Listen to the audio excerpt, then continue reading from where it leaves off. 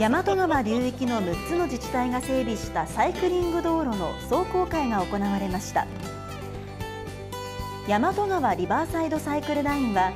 柏原市から住之江区咲島までの大和川沿い全長25キロにわたって標識を統一するなど、自転車で走りやすくした道路です。自転車で万博行くぞ。世界的自転車メーカーを擁する堺市は、今回およそ13億円を投じるなど、自転車による地域振興を積極的に進めています。ぜひ電車もバスも海上交通もパーク&ライドもありますけど、自転車もぜひ万博のアクセスへの一つとして皆さん利用していただきたいと思います。